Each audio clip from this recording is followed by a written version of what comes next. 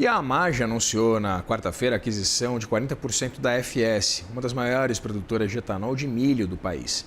Essa operação marca a progressão mais robusta da empresa no segmento.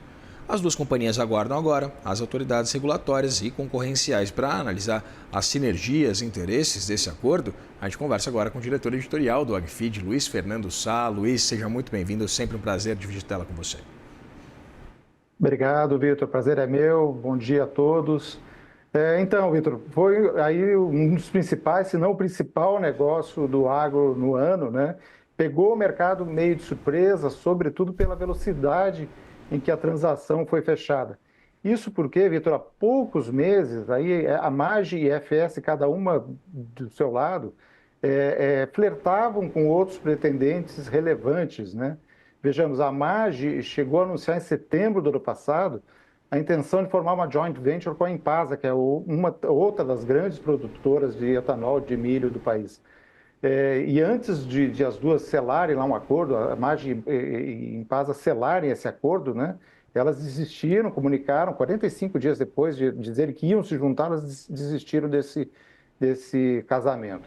Já a FS, né, que é uma das pioneiras desse setor e também uma gigante, né, já buscava um parceiro que trouxesse capital para o negócio em troca de participação e nos últimos meses até teve aí um namorico ali com a Petrobras que não foi para frente.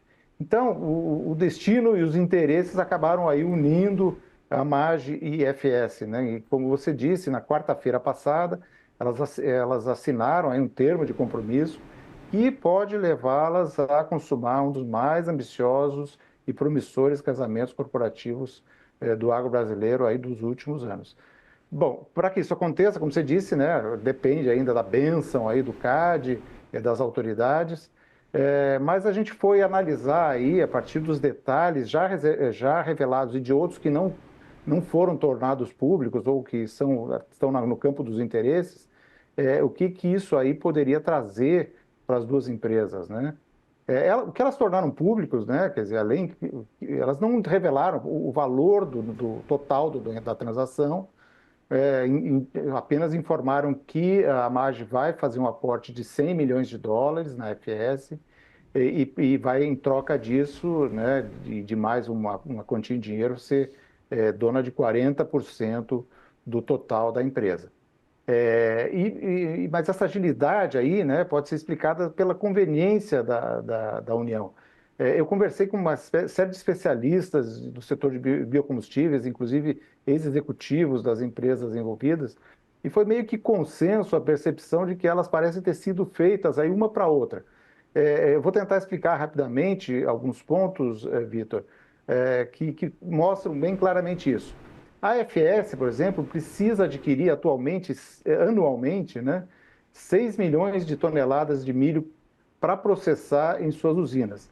E aí ela transforma isso em grãos, no final transforma esses grãos em 2 bilhões e 600 milhões de litros de etanol e mais 2 milhões e 200 mil toneladas de DDG, que é um composto proteico para a nutrição bovina. A AMAGGI, por seu lado, produz milho, né? Foram 287 mil toneladas na safra 2024-2025, e também tem uma trading, né, que compra e vende o grão, né? Em 2025, por exemplo, ela comercializou 3 milhões e 840 mil toneladas do grão, né? Além disso, né, a AMAGGI tem uma operação crescente de confinamento bovino que utiliza o DDG na dieta dos animais. Então, ela é fornecedora e pode ser cliente também da FS. Só isso já deixaria meio evidente que elas são complementares, mas tem outros detalhes ali menos claros que mostram que isso pode ir bem além. Quando ela negociou, a AMAGGI negociou com a Impasa, por exemplo, ela deixou evidente que tinha interesse em estender seus negócios agroindustriais, né, hoje concentrados no esmagamento de soja, também para a cadeia de milho, particularmente para o etanol. Né? A AMAGGI, ela é uma gigante, ela tem mais de 42 bilhões de reais de faturamento, tem capacidade financeira, influência junto aos produtores do Mato Grosso. Ela poderia construir suas próprias usinas, né? Ela chegou, inclusive, a cogitar isso quando desistiu da joint venture com a Impasa, mas se fizesse isso, gastaria mais tempo e dinheiro e teria que absorver conhecimento sobre um segmento novo. Por isso, Vitor, ela já ao conversar com a Impasa entendia que fazia mais sentido entrar nesse mercado através de um parceiro. Então, ela desfez a joint venture e partiu em busca de um outro parceiro para embarcar nessa jornada. E a FS, com quem ela já tinha relações comerciais, né, já tem como fornecedora de milho, surgiu como uma opção natural. A FS também é uma gigante, né?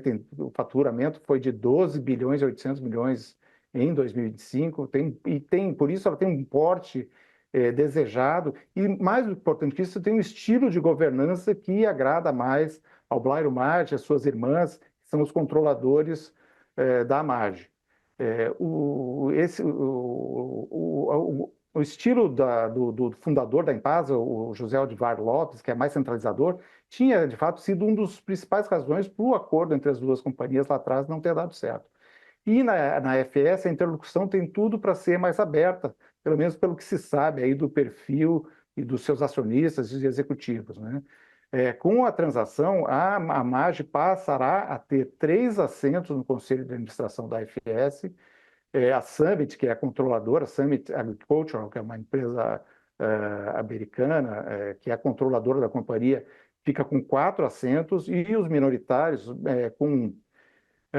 na nova composição ali do quadro acionário, né, Summit e a Maggi ficam quase em paridade, a Summit com 43%, a Maggi com 40%, e o restante dividido aí entre os minoritários e alguns executivos da companhia que receberam participações como parte do o seu pagamento, né?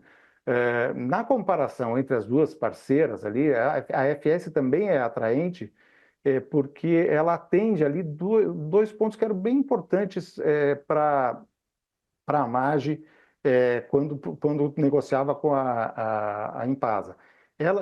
A Impasa e a Maggi tinham, na época, acordado investir em 3 novas plantas de etanol de milho em municípios do Mato Grosso, uma em Campo Novo do Parecis, uma em Primavera do Leste e outra em Rondonópolis.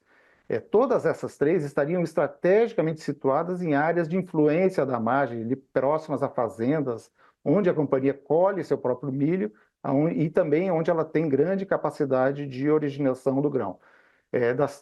Dessas 3 localizações, a FS já está presente em 2. Ela tem uma planta em operação em Primavera do Leste e está construindo outra em Campo Novo dos Parecis. Ou seja, ela cobriria, sem necessidade de um investimento adicional, 2/3 das regiões consideradas estratégicas pela Maggi, né? De acordo com o ex-executivo lá da FS, que a gente ouviu, implantar uma unidade em Rondonópolis não está nos planos da FS por enquanto, porque ali ela teria que pagar mais caro pelo milho produzido no raio mais próximo, não seria tão competitivo.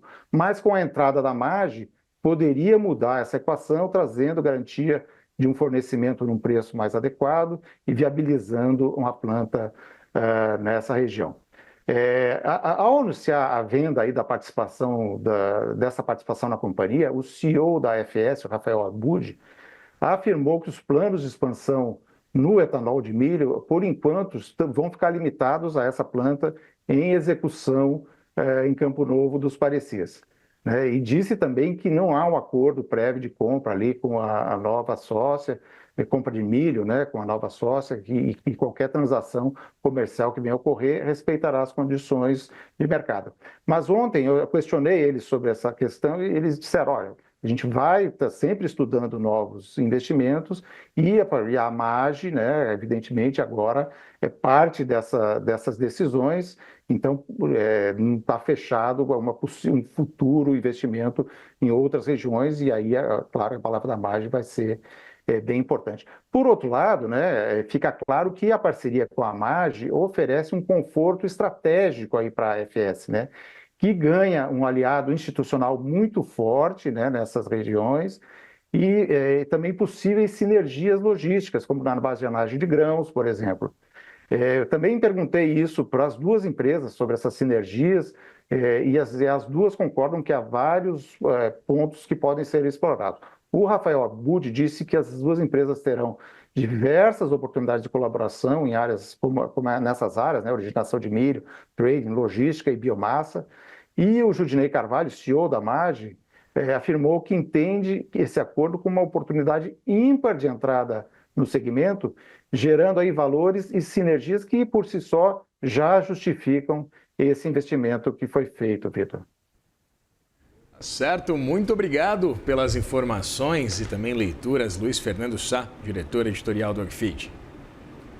Imagina, obrigado, prazer conversar com você, Vitor. Bom dia a todos. Ótimo fim de semana, Luiz.